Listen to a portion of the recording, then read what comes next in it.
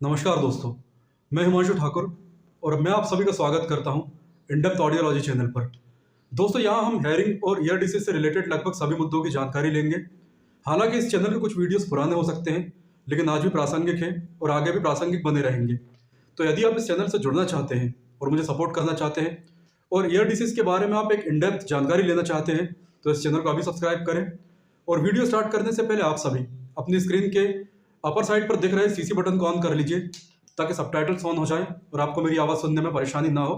तो चलिए हम आज का वीडियो स्टार्ट करते हैं और इसके बाद हम इस पर डिस्कस करेंगे। का स्वागत है। आज हम कानों में घंटी बजने की समस्या यानी टिनाइटस के एलोपैथिक ट्रीटमेंट की जानकारी लेने वाले हैं। और इस वीडियो में हम जिस ड्रग की जानकारी लेने वाले हैं, हम जानेंगे कि कानों में घंटी बजने की समस्या के उपचार में उस ड्रग की प्रभावशीलता के संबंध में क्या रिसर्च हुए हैं, उन रिसर्च के क्या रिजल्ट रहे हैं। साथ ही आपको यह जानकारी भी दे दूं कि यह वीडियो केवल एजुकेशनल पर्पस के लिए है, इसलिए आप टिनाइटस से राहत पाने के लिए इस ड्रग यानी कैरोवेरिन का यूज़ करना चाहते हैं तो पहले डॉक्टर की सलाह ज़रूर लें। और जिन लोगों को भी कानों में सीटी बजने की समस्या है, वो इस वीडियो को अंत तक ज़रूर देखें, क्योंकि इससे उनकी जानकारी बढ़ेगी और इस समस्या से राहत पाने का एक नया तरीका भी मिलेगा। तो आज हम जिस ड्रग की बात करने वाले हैं उसका नाम है कैरोवेरिन। चलिए पहले जान लेते हैं कि कैरोवेरिन क्या है और ये कैसे काम करती है। तो कैरोवेरिन एक मसल रिलैक्सेंट ड्रग है। विदेशों में इसका उपयोग स्मूथ मसल्स को रिलैक्स करने वाली दवा के रूप में और भारत में इसे कानों में सीटी बजने की समस्या यानी टिनाइटस में राहत देने के लिए उपयोग किया जाता है। भारत में कानों के ज़्यादातर डॉक्टर टिनाइटस के रोगियों को सबसे पहले यही दवा देते हैं, फिर चाहे वो टिनेटोड के नाम से हो, टिनेक्स के नाम से हो या किसी दूसरे नाम से, फॉर्मूला यही रहता है यानी कैरोवेरिन। तो अब कैरोवेरिन एक ऑटो न्यूरो प्रोटेक्टिव दवा है, यानी ये कॉक्लिया पर काम करती है। आप जानते हैं कि हमारा कान 3 हिस्सों में बटा हुआ रहता है, आउटर, मिडिल और इनर ईयर। तो ये इनर ईयर पर काम करती है। जब बॉडी में से कैप्सूल, टैबलेट या आईवी के माध्यम से पहुंचाया जाता है, तब ये ब्रेन में पाए जाने वाले एक केमिकल यानी ग्लूटामेट को ब्लॉक कर देती है, जिससे कानों में घंटी बजने की समस्या की सीवियरिटी यानी इसकी लाउडनेस कम हो जाती है। साथ ही इसमें कैल्शियम चैनल को ब्लॉक करने वाली प्रॉपर्टीज़ भी होती हैं, जिससे दर्दनाक मरोड़ों और ऐंठन में भी राहत देती है। तो वीडियो में आगे बढ़ने से पहले हम ये जान लेते हैं कि ग्लूटामेट क्या होता है। देखिए, ग्लूटामेट एक न्यूरोट्रांसमीटर है, यानी मस्तिष्क में सूचनाओं को लाने और ले जाने वाला एक मैसेंजर। ग्लूटामेट की वर्किंग को अगर पूरी तरह से जानेंगे तो ये वीडियो 1 घंटे से भी ज़्यादा लंबा हो जाएगा, इसलिए आप केवल ये जान लीजिए कि ये केमिकल मानव के मस्तिष्क के 90% से ज़्यादा एक्साइटेटरी फंक्शन में शामिल रहता है। यानी जब भी इंसान को उत्तेजना, रोमांच, डर या ऐसा कोई भाव महसूस होगा जिसमें पॉजिटिव या नेगेटिव एक्साइटमेंट शामिल हो, तब इसमें ग्लूटामेट ज़रूर शामिल रहेगा। यहाँ मैं आपको एक मज़ेदार जानकारी दे दूँ कि ग्लूटामेट सबसे ज़्यादा उपयोग किए जाने वाले फूड एडिटिव्स में से एक है। मोनोसोडियम ग्लूटामेट यानी चाइनीज़ फूड में मिलाया जाने वाला अजीनोमोटो सॉल्ट इतना एडिक्टिव इसीलिए है क्योंकि उसमें ग्लूटामेट पाया जाता है। मोनोसोडियम ग्लूटामेट के लिए आप इंडेप्थ चैनल का ये वीडियो देख सकते हैं, जिसका लिंक इस वीडियो के डिस्क्रिप्शन बॉक्स में आपको मिल जाएगा। तो जब हमारे मस्तिष्क में बहुत कम ग्लूटामेट रिलीज होता है, तब कुछ लक्षण पैदा होते हैं, जैसे कंसंट्रेशन में कमी आती है, या दिमागी थकान होने लगती है, या नींद नहीं आती, या फिर ऐसा लगता है कि शरीर में बिल्कुल भी शक्ति नहीं बची है। इसके विपरीत जब बहुत अधिक ग्लूटामेट रिलीज होता है, तब हमारे नर्व रिसेप्टर ओवर एक्साइट हो जाते हैं। साथ ही multiple sclerosis, Alzheimer, Parkinson, Huntington disease, stroke और टिनाइटस जैसी समस्याएं पैदा हो सकती हैं। अब हम ये जान लेते हैं कि कैरोवेरिन, जो कि मार्केट में कई ब्रांड नेम से अवेलेबल है और डॉक्टर टिनाइटस को मैनेज करने के लिए इसे ड्रग ऑफ चॉइस या फर्स्ट लाइन ट्रीटमेंट मानते हैं। टिनाइटस के ट्रीटमेंट के लिए इस ड्रग पर क्या रिसर्च की गई है और उनके क्या रिजल्ट रहे हैं, चलिए अब हम पता कर लेते हैं। पहली research international research of basic and clinical pharmacology में a clinical study on the role of caroverine in the management of tinnitus के नाम से है, जिसका लिंक आपको इस वीडियो के डिस्क्रिप्शन बॉक्स में मिल जाएगा। इस रिसर्च में टिनाइटस से पीड़ित 50 वयस्क लोगों को लिया गया, जिन्हें 25-25 के 2 ग्रुप्स में बांटा गया।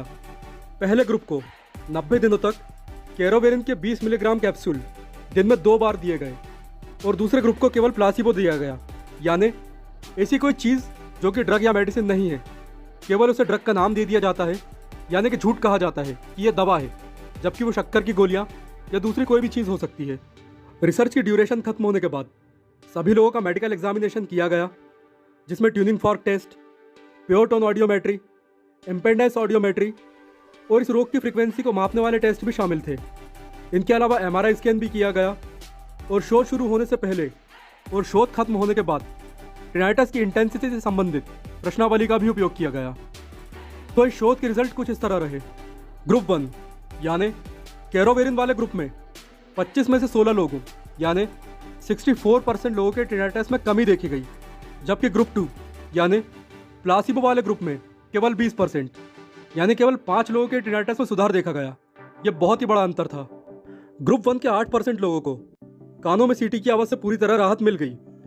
44% लोगों को 50% से कम राहत मिली, यानी 1 से लेकर 10 तक की स्केल पर उनके टिनाइटस की इंटेंसिटी रिसर्च शुरू होने से पहले यदि 10 पर थी तो अब वो 6 या 7 पर है, यानी अब उन्हें पहले से कम परेशानी है।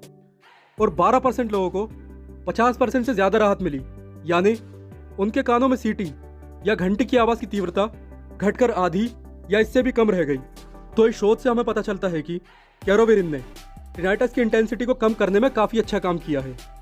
चलिए अब सेकंड रिसर्च की जानकारी लेते हैं, और ये रिसर्च आपको medcrafonline.com पर मिल जाएगी और इसका लिंक भी इस वीडियो के डिस्क्रिप्शन बॉक्स में दिया गया है। अधिक जानकारी के लिए आप लिंक पर क्लिक कर सकते हैं। इसमें टिनाइटस से पीड़ित 90 लोगों को 30-30 के 3 ग्रुप्स में बांटा गया। पहले ग्रुप को कैरोवेरिन, दूसरे को जिंको बाइलोबा और तीसरे ग्रुप को प्लासिबो के रूप में केवल मल्टीविटामिन दिए गए। तो इस रिसर्च के रिजल्ट कुछ इस तरह रहे। 90 दिनों तक कैरोवेरिन लेने वाले ग्रुप के 63% लोगों के टिनाइटस में सिग्निफिकेंट कमी देखी गई और इन्हें कैरोवेरिन की कैप्सूल की जगह इन्फ्यूजन दिया गया था, यानी इंजेक्शन के द्वारा सीधे ब्लड में।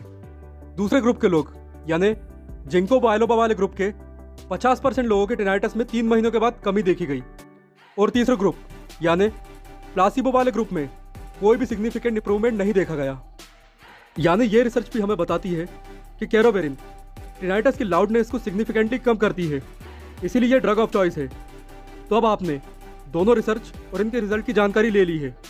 अब आपके लिए जानना ज़रूरी है कि मार्केट में कैरोवेरिन टेनेक्स, टेनिकार, टेनिटोड और कैरोवर जैसे ब्रांड नाम से अवेलेबल है, जिनका प्राइस 250 रुपये से 1500 रुपये तक है। इनमें से शायद कैरोवर का प्राइस सबसे कम है, हालांकि ये काम वही करती है जो कि टिनेक्स जैसी महंगी दवा करती है। इन दवाओं के बारे में यदि आप ज़्यादा जानकारी चाहते हैं तो आप इस वीडियो के कमेंट बॉक्स में मुझे बताएं, ताकि इन पर एक सेपरेट वीडियो बनाया जा सके। और याद रखें, कोई भी दवा डॉक्टर की सलाह के बिना ना लें। इसी के साथ वीडियो को समाप्त करते हैं, और यदि ये जानकारी आपको हेल्पफुल लगी है तो इस वीडियो को उन लोगों तक ज़रूर पहुंचाएं जो कि कानों में सीटी की आवाज़ों से परेशान है। दोस्तों, ये जानकारी आपको कैसे लगी या आपका कोई सवाल है तो आप कमेंट ज़रूर करें। और यदि आप मुझे इंस्टाग्राम पर फॉलो करना चाहते हैं तो इंस्टाग्राम ID इस वीडियो के डिस्क्रिप्शन बॉक्स में है। And again, thanks for watching this video.